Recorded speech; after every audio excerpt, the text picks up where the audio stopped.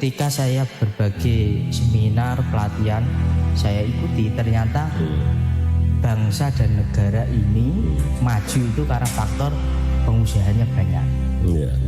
Tuh. Salah satunya itu pengusahanya banyak.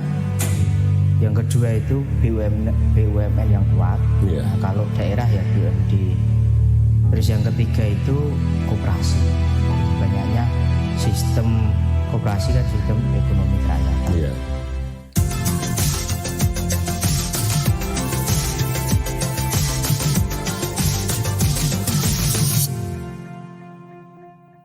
Assalamualaikum warahmatullahi wabarakatuh.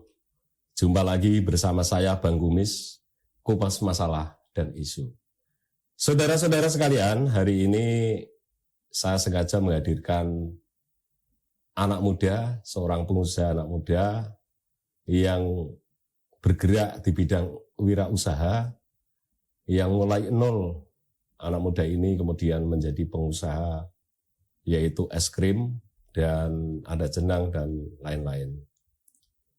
Kenapa saya menghadirkan seorang anak muda yang berupaya untuk kemudian menjadi pengusaha agar supaya bisa menciptakan lapangan pekerjaan.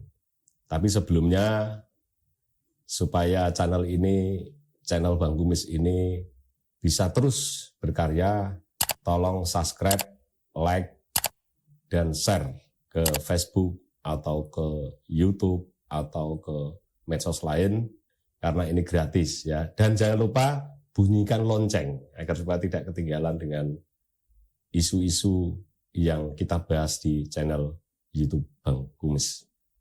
Saudara-saudara, kita sambut yaitu Mas Ali Esmanto, Sarjana Pendidikan.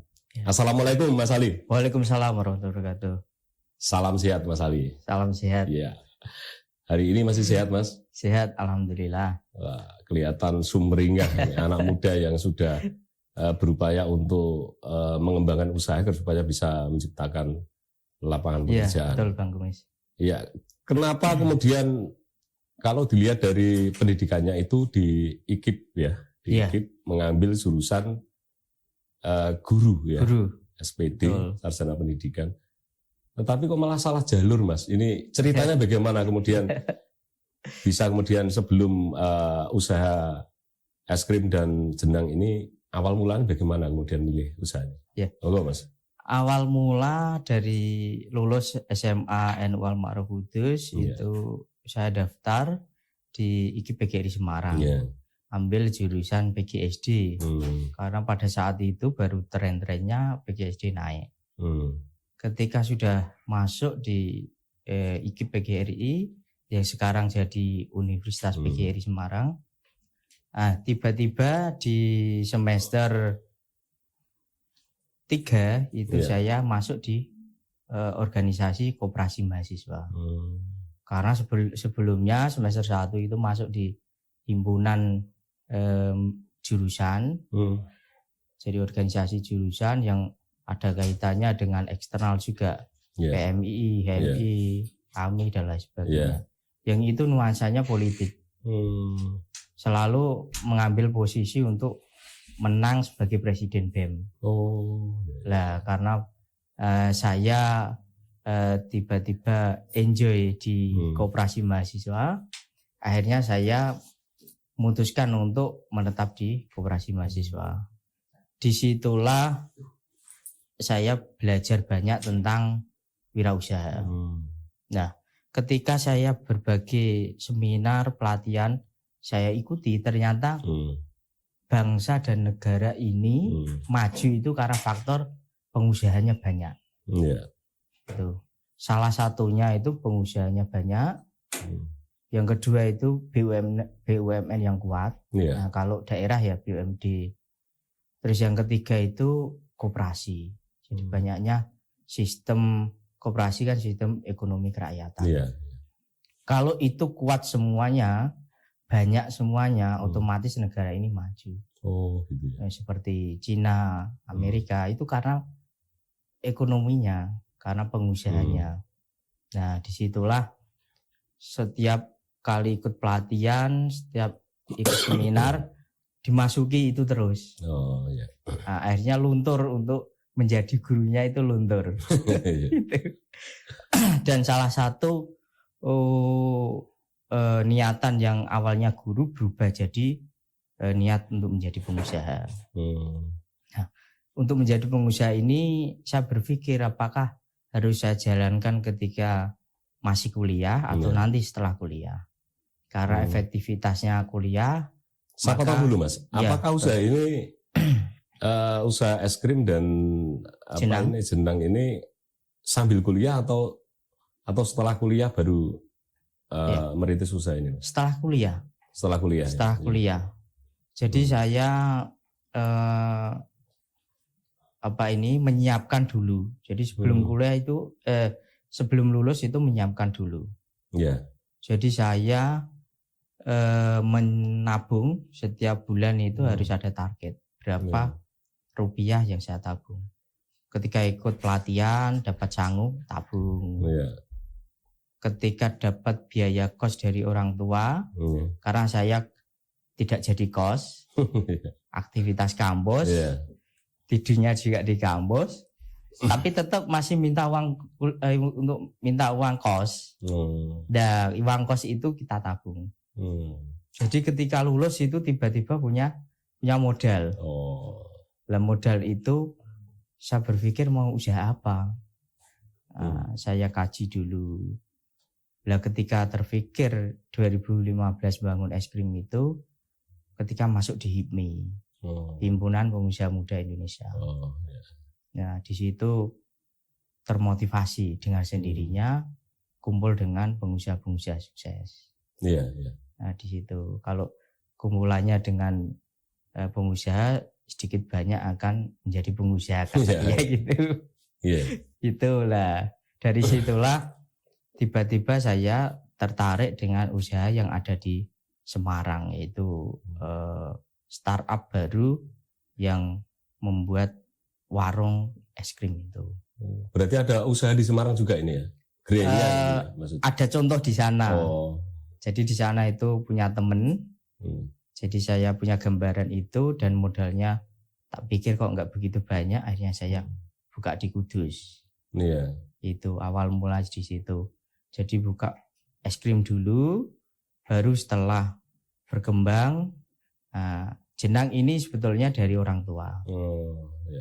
Karena orang tua menginginkan saya harus jadi pegawai negeri guru, tapi karena saya dinilai sudah sukses di usaha dan memantapkan usaha, akhirnya jenang ini diserahkan untuk saya lanjutkan untuk pengelolaannya.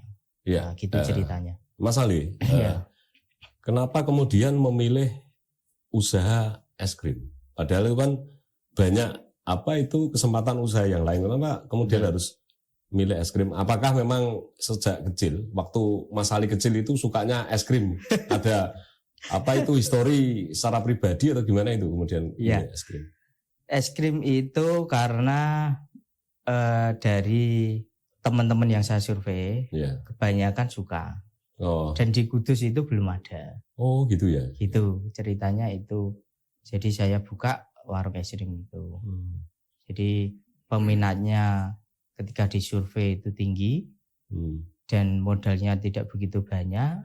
Nah, akhirnya mulai dari situlah saya buka. Tertariknya di situ. Hasilnya pun alhamdulillah bisa dinikmati. Itu. Kemudian Mas Ali, untuk usaha es krim itu kan butuh tenaga, butuh karyawan. Kemudian Mas Ali itu di desa Temulus ya, teman-teman Subo. Terus perekrutan untuk pekerja itu dari mana saja, Mas? Ya, awal mula mendirikan usaha es krim ini saya pegang saya dan istri. Jadi terjun langsung dulu. Jadi dua orang itu, jenengan sama istrinya bikin sendiri dulu. Terjun langsung di lapangan. Bikin itu. Ketika sudah terjun, ini modal nekat.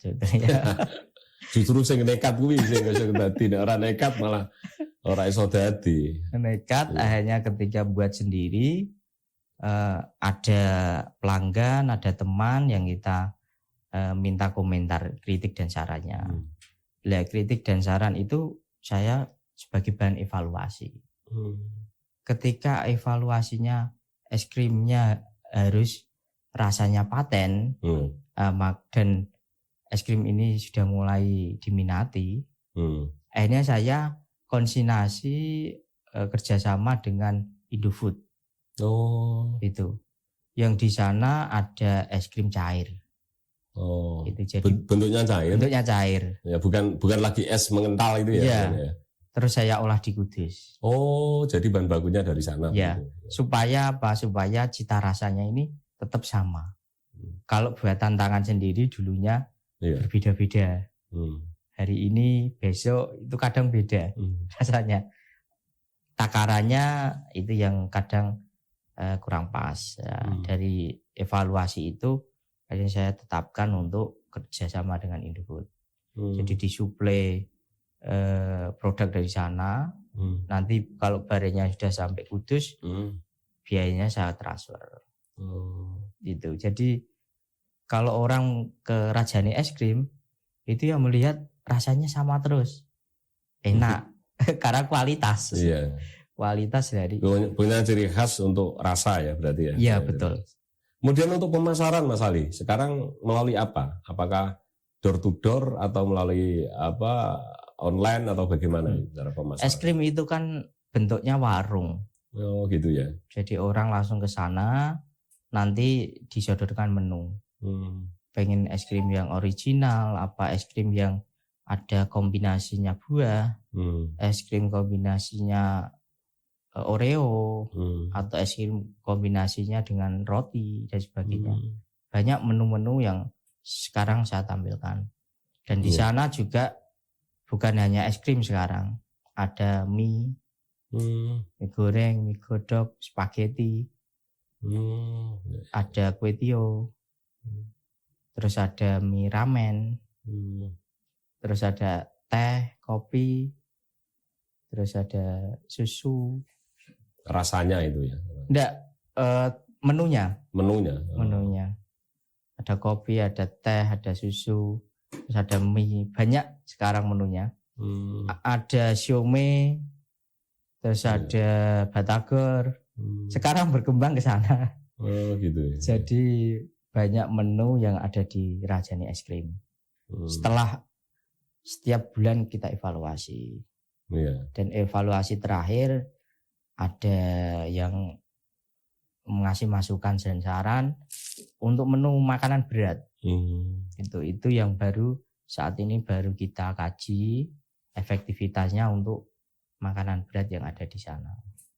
Iya. Gitu. Mas Ali, ya. Untuk usaha es krim atau ada jenang juga, bagaimana menghadapi musim pandemi di Kudus? Karena di Kudus ini belakangan kan peningkatan yang terpapar virus corona ini semakin meningkat, kemudian ada pembatasan kegiatan, baik itu yang berjualan, kalau ini kan ada dampak. Apakah usaha es krim ini kemudian Mas Ali tidak ada dampak itu atau ada dampak? Monggo Mas. Ya, untuk usaha es krim, jenang semua ada dampaknya. Ya, karena berkaitan dengan konsumen. Ketika ada dampak yang kita hadapi ini, tetap kita bisa bertahan. Belajar supaya bisa bertahan. Gitu. Ya, dengan cara apa? Dengan cara kita planningkan sebelum jauh-jauh hari sebelum COVID ini. Jadi ketika ada hasil yang cukup, kita tabung. Untuk subsidi silang ketika kondisi-kondisi seperti ini. Gitu ya. Jadi kenapa es krim sudah persiapan dulu? Karena dari sejak 2015 itu kan mengalami musim panas dan musim hujan. Ketika musim kemarau itu ramai. Ketika musim penghujan agak turun. Itu sebagai bahan evaluasi ketika musim kemarau, persiapan untuk nahan dana cadangan untuk kebutuhan Hmm. suplai di musim penghujan supaya tetap eksis buka terus. Itu kemudian kuat berapa hari Mas? Ya, apakah kan es itu kan Ya. mudah mencair. Ya, Apakah harus ada apa itu semacam freezer. freezer itu Ya. untuk menampung itu? Mas? Ketika ada di freezer itu bisa bertahan 1 tahun. Kuat 1 tahun. Kuat 1 tahun. Tidak mempengaruhi rasa, kemudian Betul. tidak Ya. basi, kemudian nanti ada bakteri enggak ya? Enggak. Oh. Kecuali kalau beku mencair itu cepat basi. Ya, kalau selama di freezer aman. Sekarang sudah ada berapa grade Mas atau toko-toko penjualan itu? Sekarang ada 2 Yang di Kudus. di Kudus, semua di Kudus. Semua di Kudus. Sebetulnya tahun 2020 kita ekspansi ke Jepara dan Pati. Tapi karena 20 kita lihat COVID-nya masih, maka belum berani. Gitu. Lebih baik 2 ini kita pertahankan. Kita tetap jalan dan kita kadang promo dengan masyarakat Kudus supaya tetap ada yang beli di es krim. Kita juga masuk ke Grab. Oh, Grab juga ya. Grab juga. Jadi yang tidak bisa ke es krim bisa lewat Grab. Tapi melayani yang kalau Grab di seputaran Kudus ya. Apakah sudah keluar untuk kalau jauh jaraknya bisa mencair. Terlalu jauh ya. Terlalu jauh mencair. Kalau dari Kudus sendiri itu kayaknya enggak mencair. Kalau langsung diantar ya. Oh gitu ya. Iya. Kemudian di musim pandemi ini omset kemudian apakah masih flat, menurun, bahkan apa meningkat di musim pandemi kayak gini? Musim pandemi ini naik turun. Kemarin itu ketika habis Lebaran persis 2 minggu sebelum COVID meningkat, itu ramainya bukan main. Oh, malah gitu ya. Itu pada waktu kupatan antara sebelum kupat dan setelah kupatan itu ramainya bukan main.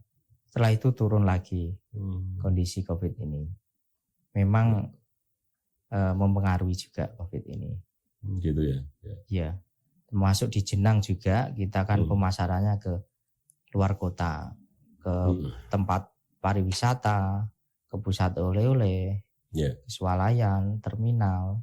Jadi pengaruh juga ketika COVID meningkat, pariwisata ditutup ya Jenang termasuk secara otomatis ya. Gitu. Di Jenang juga karena saya dipasrahi ibu untuk melanjutkan usaha Jenang, saya kembangkan dengan produk madu mongso. Madu mongso itu produk baru ya? Produk baru. Oh. Tuh, madu mongso itu terkenalnya Madiun sebetulnya. Itu kita mulai. Tapi saya potong Mas. Ya. Kalau kita lihat dari apa itu sejarah di Kudus itu, sebenarnya Jenang itu kan memang peninggalan wali ya. Dulu itu kan yang mencetuskan, kemudian ada Jenang itu kan Sunan Kudus sebetulnya. Jikalau Kudus ini kemudian memang ada usaha Jenang itu malah pas gitu sebetulnya. Kalau es krim ini justru malah hal yang baru karena di Kudus tidak ada sejarah Wali Songo itu membuat es krim. Tapi ini menarik Mas. Tapi sebelumnya minum dulu. Minum dulu. Kita bahas minum dulu. Iki Faizin sing apa gawe kopi malah apa iki? Enggak, ini gelasnya malah gelas terang benderang ya. Kalau enggak pakai gelas yang putih ya parah ya. Sutradara gimana gitu. Nah, kalau Jenang ini menarik, kita ulang lagi Mas. Iya.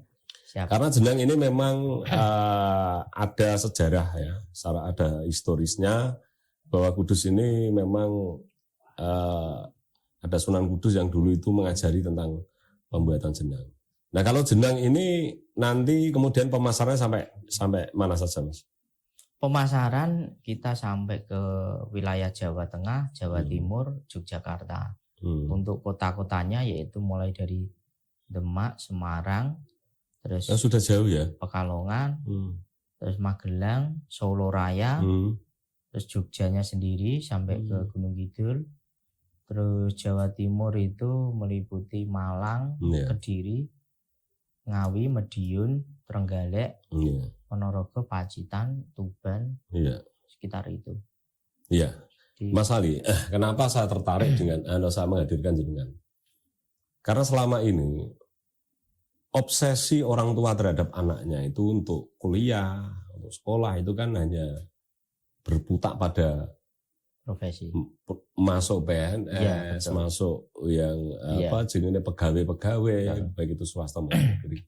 Nah, jikalau pola pikir anak muda dan orang tua ya, khususnya yang notabene adalah pengarah daripada anak-anaknya, kemudian berwirausaha, itu kemudian bisa menciptakan tenaga kerja baru. Beda ketika misalnya jadi guru, itu kan hanya ansih menjadi guru, tidak bisa menciptakan lapangan pekerjaan. Nah ini menarik. Kalau ini dikembangkan, nanti yang nonton juga bisa belajar dari apa yang menjadi usaha dari Mas Ali, kemudian nanti Indonesia secara ekonomi tambah maju.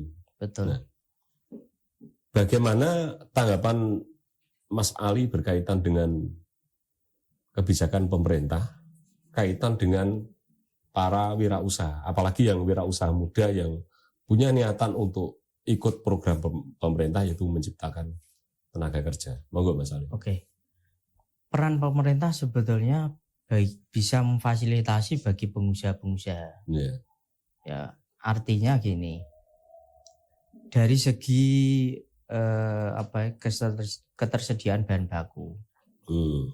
Itu supaya tidak ada inflasi naik turun harganya. Terus yang kedua terkait dengan perizinan. Apa sekarang perizinan sulit, Mas? Perizinan itu bukan sulit, tapi pola pikirnya pemerintah itu masih lama prosesnya.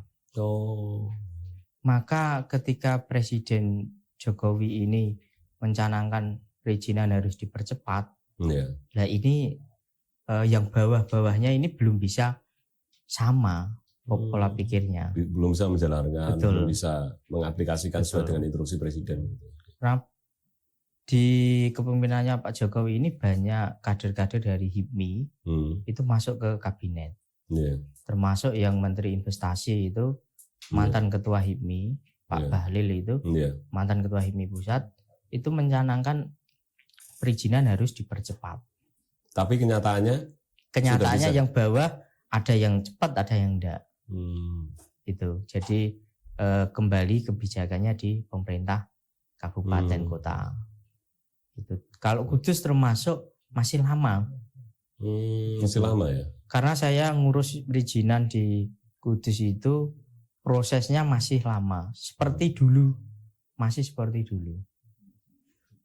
Semoga ini didengarkan oleh dinas terkait, Mas. Tidak apa-apa. Ya, memang seharusnya didengarkan itu, karena wirausaha ini kan untuk menciptakan tenaga kerja baru. Moga dilanjut. Contoh, kalau saya ini bidang makanan. Ketika ngurus perizinan itu harus ke dinas penanaman modal dan terpadu satu pintu itu. Setelah dari situ baru ke hubungannya ke makanan dan minuman, ke dinas kesehatan. Di dinas perizinan itu sekitar 2 minggu sampai 1 bulan. Di dinas kesehatan untuk mendapatkan sertifikat keamanan pangan itu butuh waktu bisa jadi 3 bulan sampai 6 bulan. Lama sekali ya. Karena bagi saya kalau dievaluasi itu prosesnya harus dirubah. Contoh, ketika kita daftar di dinas perizinan Kudus, ditampung di sana, persyaratannya apa saja yang ada kaitannya dengan dinas kesehatan Kudus, maka langsung daftar di dinas kesehatan Kudus, tapi tetap sama-sama jalan, jangan saling nunggu. Seharusnya seperti itu. Di dinas kesehatan selesai, perizinan baru jalan. Iya. Jadi nunggu di kesehatan berapa bulan, perizinan berapa bulan, lama. Harusnya sama-sama jalan, Akhirnya kumulatif selesai untuk selesai perizinan sampai. cepat. Enggak, Gitu. itu kalau enggak bersamaan, artinya saling menunggu itu. Iya. Kemudian butuh waktu berapa itu Mas, perizinan? Kurang lebih 6 bulan. 6 bulan ya. Gitu. Ada yang sampai 1,5 tahun. Wih. Gitu. Untuk yang minuman air mineral itu. Itu yang pernah saya ngobrol itu gitu. Lah, evaluasinya harusnya di Dinas Kesehatan kalau Iya. makanan minuman.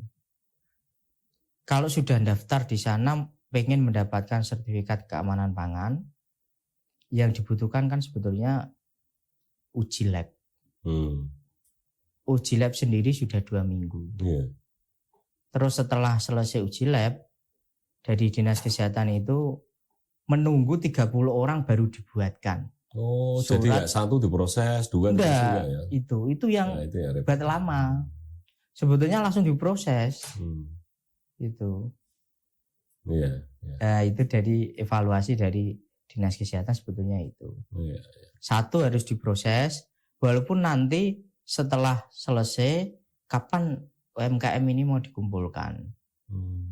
Nah, prosesnya yang lama itu uji lab selesai, daftar, nunggu 30 orang, dikumpulkan, baru dibuatkan surat keamanan pangan. Lama jadi. Itu. Kalau ngumpulkan itu kapanpun bisa. Tapi surat sertifikat keamanan pangan ini harus keluar dulu. Supaya di Dinas Perizinan langsung jalan. Langsung diproses. Yang dibutuhkan kan itu di Dinas Perizinan. Makanan dan minuman ini sudah sertifikat aman untuk dikonsumsi. Langsung dibuatkan perizinan. Nah, harapan saya bisa sama-sama jalan. Gitu ya. Itu jangan saling nunggu.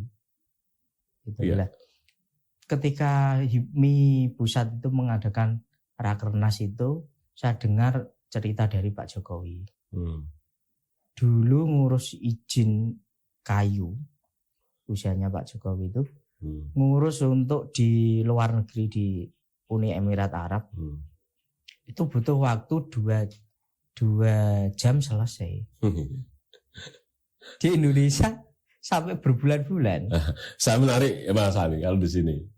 Itu ada slogan kalau bisa dipersulit kenapa harus dipermudah. Ya itu itu yang sering dikritik orang memang. Iya. Jame jam karet. Yeah. Tentang perizinan itu slogannya seperti itu. Betul. Tapi itu plesetan Mas Ali. Nah, bisa dipersulit kenapa dipermudah itu kan kan lucu kemudian. Ya, ini biar didengar oleh pihak-pihak terkait, dinas yang berkaitan dengan perizinan dan sebagainya. Kalau untuk perumahan, kontraktor dan sebagainya kan dari perizinan larinya ke PUPR dan lingkungan. Tetap juga lama. Itu juga lama, saling nunggu masalahnya. Saling nunggu ya. Bahkan kalau sekarang, kalau tidak salah itu untuk perizinan itu kan untuk mengisi formulir itu kan lama sekali, lama sekali dan itu bukan pekerjaan yang mudah kalau tidak teliti, kadang-kadang keliru masih nggak bisa jalan. Kemudian harapan Mas Ali tentang usaha yang lain di bidang yang lain berkaitan dengan usaha ke depan seperti apa Mas? Harapannya tentu pemerintah ini harus bisa memberikan kecepatan dalam hal perizinan, dalam hal infrastruktur, dalam hal lain, supaya UMKM maupun usaha pengusaha ini bisa meningkat, bisa naik, didorong. Itu karena dorongan itu selain dari diri sendiri itu juga dari pemerintah perlu. Itu karena kebijakannya di sana. Nah, harapannya tentunya COVID ini harus cepat selesai. Itu. Iya. Itu karena di luar negeri sudah bisa bebas. Di Cina, di Amerika setelah divaksin bisa bebas tanpa masker. Di Indonesia sudah berapa tahun ini nanti kita nggak ada jaminan tahun depan selesai, itu nggak ada. Ini harus terkait dari pemerintah pusat sampai ke kabupaten kota harus satu suara, satu kebijakan Ya. supaya selesai. Kemudian kemarin itu kan pasca Lebaran untuk COVID ini kan menghebohkan secara nasional, bahkan sampai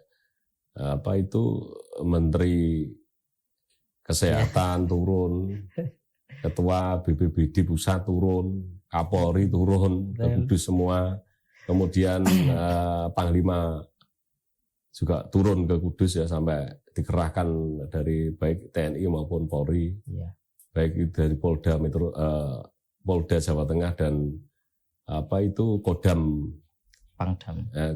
Kodam 4 di Ponorogo itu sampai Pangdamnya turun. Nah, menurut pandangan Mas Ali selaku pengusaha muda, penanganan COVID-19 itu di Kudus itu sudah maksimal apa belum? Bagi saya belum maksimal. Belum ya? Ya. Apakah kemudian atau masyarakatnya yang justru malah kurang disiplin, kurang diajak kerja? Iya. Sebetulnya ada dua. Kalau dari masyarakatnya harus disiplin. Ya. Dari pemerintah harus semua masyarakat harus divaksin. Karena vaksin itu untuk menangkal virus corona tadi. Kalau masyarakatnya belum dapat vaksin, maka sedikit banyak akan kena corona ketika berpergian. Nah, untuk vaksin sendiri yang saya rasakan itu, karena saya sudah divaksin, itu harus datang ke puskesmas. Itu dari kepala desa di Kudus menyampaikan masyarakatnya untuk vaksin di puskesmas. Tapi tidak ada dorongan, ayo harus vaksin semua. Tidak ada. Kalau menurut dari HIPMI itu menyarankan pihak puskesmas turun ke desa-desa. Biayanya agih masih Mas. Itu. Jadi masyarakatnya harus divaksin semua. Atau dari pengusaha-pengusaha di Kudus, misalkan dari Jarum. Sudah kayaknya kemarin itu yang dari Pura. Itu efektif. Karena nanti tenaga kerjanya dapat semua. Gitu. Nanti dari pihak misalkan dari UMKM punya 2 orang atau 5 orang tenaga kerja, vaksin semua. Dan nantinya ketika sudah divaksin akan bisa menangkal virus corona itu. Nah, kalau itu sudah selesai divaksin semua, maka harapannya ekonomi akan bangkit. Karena saya melihat itu seperti di Solo itu dipercepat karena vaksinnya itu. Kalau di sini belum apa-apa. Jadi ada masyarakat seperti sales saya ya kirim ke Solo, ke Surakarta itu dari Pak Wali Kota, Pak Gibran. Ke sana mau nginep di hotel harus ada tes PCR. Ketat ya. Mau masuk ke Solo harus punya tes itu. Supaya benar-benar tidak membawa virus ke sana. Kudus harusnya seperti itu juga.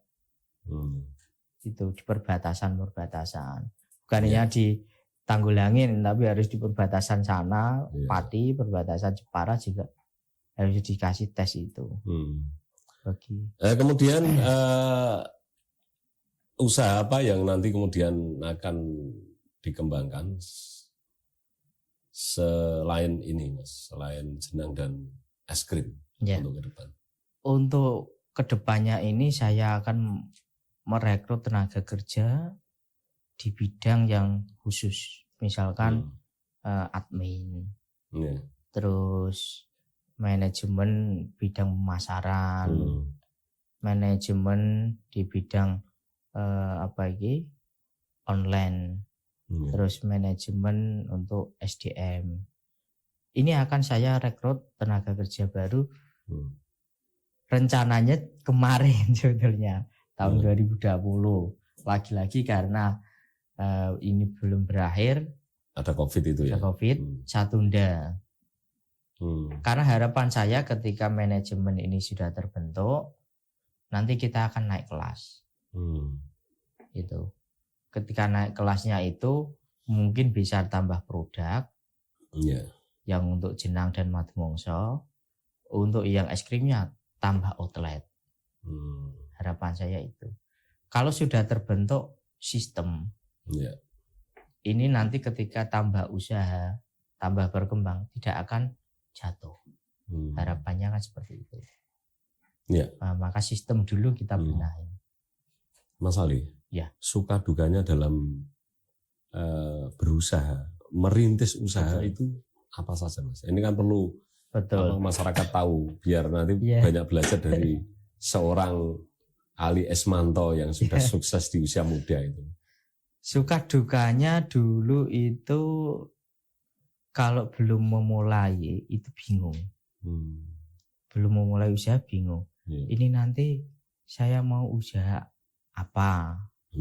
Terus tempatnya di mana? Terus yang kerja siapa? Itu bingung. Tapi kalau langsung dimulai, ketika kita punya modal, kita mulai usaha terjun, sambil bertahap, sambil evaluasi, kita jalan. Pertama memang harus nekat dimulai dulu. Ya, bahkan ada pepatah mengatakan usaha yang sukses itu apa? Usaha yang sukses itu ya mulai usaha. Mulai dulu. Jangan dibicarakan. Tapi dimulai kan gitu. Gitu. Setelah itu baru bisa merasakan. Oh ternyata rame, ya ternyata sepi. Nah, suka dukanya ya itu. Ketika rame, hasil melimpah, jangan foya-foya. Itu harus bisa berpikir jangka panjang. Ketika nanti sepi, backup dananya dari mana. Nah, maka ketika rame harus berpikir untuk pengembangan. Ketika sepi harus berpikir untuk bagaimana kita bisa bertahan di kondisi yang seperti ini. Itu suka dukanya di situ. Sebetulnya kalau kita tarik lagi jadi pengusaha sebetulnya kan enak. Iya, kalau sudah sukses. Ya, Kak, memulainya dulu itu yang harus jatuh bangun. Kalau sudah pernah jatuh pasti kita bisa bangun dengan cepat. Itu. Ya, Mas Ali. Kemudian apa yang belum tercapai dari cita-cita Mas Ali yang sekarang sudah punya dua usaha yang cukup sukses ini? Yang belum tercapai apa? Yang belum tercapai kita buat manajemen tadi, sistem. Yang kedua kita tingkatkan dari home industry menjadi CV. Oh gitu ya. Itu nanti setelah CV nanti kita akan merambah pengembangan produk-produk lain. Misalkan jenang ini butuh bahan baku ketan, gula, terus santan, terus di es krim butuh bahan-bahan seperti mie dan sebagainya, bahan baku. Lah, kalau kita mengembangkan di dua-duanya ini, bisa juga kita membuat toko yang menjual bahan-bahan baku jenang, bahan-bahan baku roti, bahan baku es krim. Nanti belinya di sini. Jadi pengusaha sukses yang saya temui di HIMI itu dari hulu sampai hilir ini punya semua. Dikuasai semuanya. Jadi CV ini ternyata miliknya sendiri. Jadi misalkan jenang beli bahan bakunya dari toko ini. Toko ini miliknya sendiri. Terus untuk mika plastik punya sendiri. Bahkan punya produksi sendiri. Produksi tepung, produksi santan sendiri. Nah, nanti pengembangannya saya pengen dari hulu sampai hilir ini punya semua. Nah, terus lagi pengembangan lain bisa jadi kita membuat semacam JNE atau Grab itu semacam itu. Nanti selain produk dari saya sendiri dikirim melalui paket itu, juga orang lain bisa ngirim lewat paket itu. Toko pun Iya. pun selain dari saya sendiri beli di toko itu, masyarakat kan bisa beli di sini. Iya. Gitu. Jadi dari hulu sampai hilir ini harus punya semua. Iya. Kemudian untuk pemasaran, Mas, es krim, kemudian ada jendang itu juga di medsos juga ya, di Medsos juga medsos ada. juga ya, Ya. melalui Facebook atau Facebook, YouTube, Instagram, Google juga bisa Bisa, dibuka. Jenang Kudus Armina itu di Google juga ada, di ya. Instagram ada, Facebook juga ada. Ya. Terus di es krim, Rajani es krim itu juga muncul di Ya. Instagram. Sebetulnya media sosial itu banyak saya gunakan untuk menampilkan produk. Ya. Bukan sering untuk jualan, bukan. Bukan ya, untuk promosi ya. Betul. Kalau jualan ya efektifnya di Bukalapak itu juga punya. Ya. Saya juga ada produk di sana, jual sana. Ya. Terus di mana? Shopee. Nah, kalau jualan di situ. Kalau Instagram itu untuk sarana promosi, sarana untuk menyampaikan informasi. Efektifnya itu. Dan orang-orang taunya juga dari Google, dari Instagram itu tahu bahwa di Temulos ada produksi jenang Armina. Nah gitu. Ya, tentu di pandemi COVID-19 ini kan kemudian omset kemudian berkurang. Nah, biasanya sebuah perusahaan itu kalau omset berkurang secara otomatis income juga berkurang. Apakah masih tetap bisa jalan di masa pandemi? Iya. Untuk es krim itu di masa pandemi tenaganya yang kita kurangi. Oh gitu ya. Jadi yang satu orang ini biasanya berangkat terus. Yeah. Kita kasih jatah 4 kali berangkat dalam 1 minggu. Yeah. Ada yang 3 kali dalam 1 minggu berangkat. Yang hari-hari lain libur. Jadi saya kurangi supaya pengeluarannya sama pemasukannya menekan biaya itu minimal sama. Gitu, minimal sama. Jangan sampai lebih banyak pengeluarannya, apalagi misalkan pengeluarannya 10, pemasukannya 3. Jauh banget. Kalau pemasukannya 3, minimal pengeluarannya 4 atau 3 atau maksimal 5, walaupun minus, tapi nanti di hari Sabtu Minggu kadang plus. Nah gitu. Jadi kita kurangi seperti itu. Untuk yang jenang ini kita efektifkan bagaimana bisa kita menekan biaya untuk tenaganya. Ya melalui itu tadi pengelolaan. Dan kita kembangkan nantinya lebih efektif order kirim. Bagi yang mau order nanti produk kita kirim. Itu supaya tidak berkerumun atau bertemu. Kita model sistem itu yang kita efektifkan di masa pandemi ini. Baik Mas Ali, mungkin ini sudah sampai pada penghujung interview dengan Mas Ali.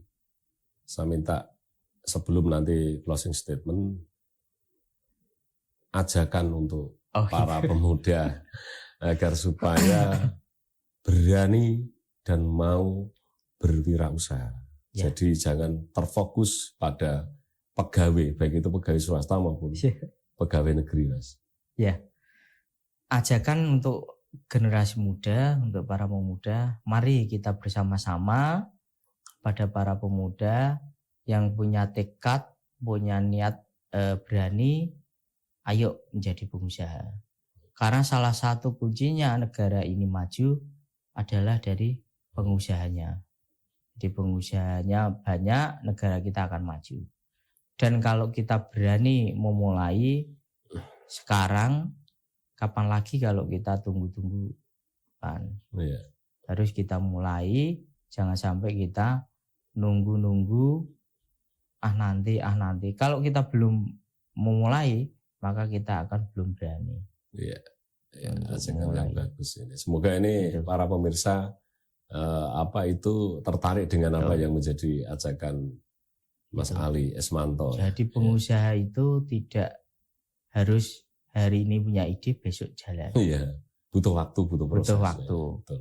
Nah, waktu itu kita gunakan sebaik mungkin Iya, untuk menetapkan langkah menjadi pengusaha. iya. Baik. Gitu. Mas Ali. Ya. Moto hidup Mas Ali. Ya. Apa moto hidup Mas Ali? Moto hidup saya itu belajar dan berjuang.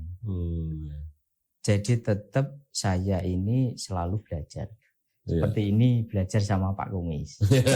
Pak Kumis. Pak Kumis, ya. Iya. Itu berjuang setiap ada kesempatan untuk mengembangkan usaha, kita berjuang. Iya. Jadi berjuang di dunia ekonomi untuk saya sendiri. Baik. Itu. Sip, Mas Ali. Tetap kita belajar Iya. sampai akhir hayat. Iya. Gitu. Apalagi ada pepatah, Iya. belajarlah sampai ke negeri Cina. Betul. Iya. Mas Ali, saya yang terakhir minta closing statement. Monggo ditutup dengan closing statement. Ya. Mas Ali Esmanto, sarjana pendidikan. Oke. Closing statement bagi saya ajakan tadi. Iya. Jadi ayo anak-anak muda, mari kita menjadi pengusaha. Tuh. Bagaimana kita bisa menjadi manusia yang berguna? Iya. Bagaimana kita bisa menjadi manusia yang bermanfaat bagi Iya. masyarakat dan Baik. bangsa dan negara. Baik. Itu dari saya. Ya, baik Mas Ali.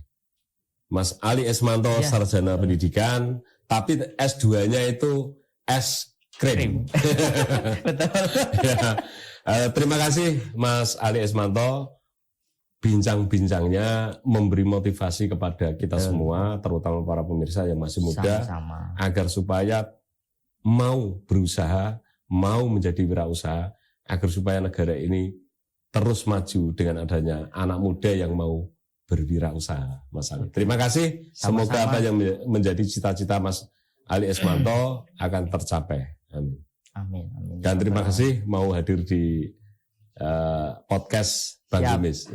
Salam sukses buat Bang Kumis. Amin. Baik, para sahabat Bang Kumis, itu tadi kita wawancara dengan salah seorang anak muda yang sudah sukses, yang sudah punya usaha, yaitu punya 2 usaha, yaitu jenang, kemudian yang kedua adalah es krim yang saat ini dirintis, dan kemudian di usia yang sangat muda, antara umur 32 tahun, kemudian Mas Ali Esmanto ini bisa meraih mimpi. Semoga para pemirsa juga ikut berwirausaha seperti apa yang dilakukan Mas Ali. Dan saya Bang Kumis, apabila ada bahasa tutur kata yang mungkin menyinggung perasaan para pemirsa, saya sebagai host channel Bang Kumis, mohon maaf yang sebesar-besarnya. Akhirul kalam, billahi taufiq wal hidayah. Wassalamualaikum warahmatullahi wabarakatuh. Salam sehat.